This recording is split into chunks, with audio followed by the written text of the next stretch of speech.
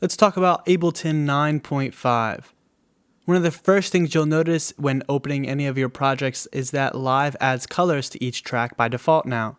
This is going to throw me off a little bit because I have my own color scheme that I usually work with. But now when you create a new recording, it colors the clip the color of the track, which is pretty neat.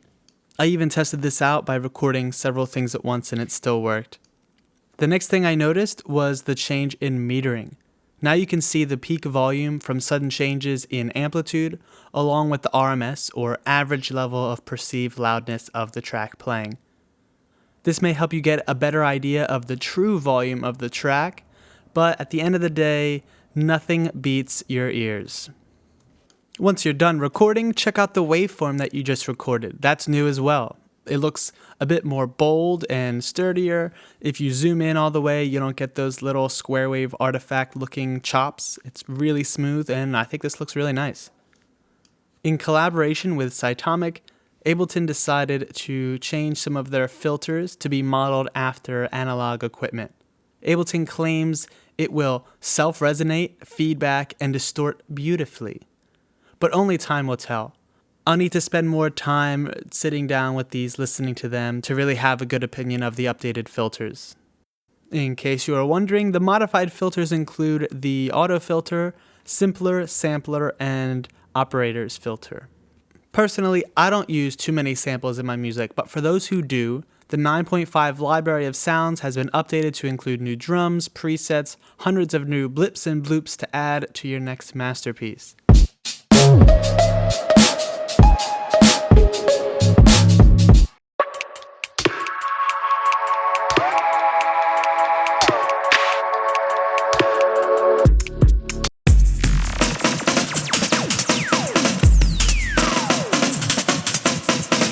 I'm not going to go through all of those, so check those out at your own leisure. A big thing I'm excited for is the new sync feature between other computers running Live and even iOS apps. Now it's easier for Live users to jam out in a room without having to worry about who or what to sync to. This is going to spur plenty a jam session at my studio, and the potential uses for Live performance are huge. Simpler has had an overall, which makes warping and slicing even easier.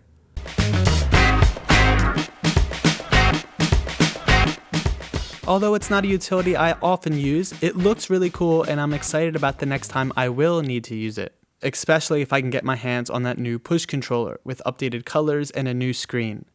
Now you can see the waveforms you're slicing up in Simpler right on the push. And lastly, for those who use Max for Live, there's a new Max Essential Pack available for free on the Ableton website. It includes 35 devices, 9 live clips, 63 presets, and 12 live sets.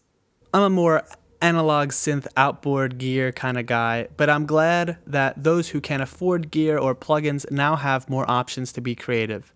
There's enough content about Max for Live to make a whole nother video, so I won't keep touching on that. You can check out the description for links to all of the information I provided above. But let me know what you think about Ableton Live's new update.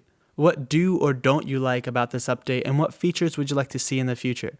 Thanks for watching, everyone. Like this video if you liked it, dislike this video if it sucked, and check out my channel for more information on Ableton Live, recording engineering, etc., etc.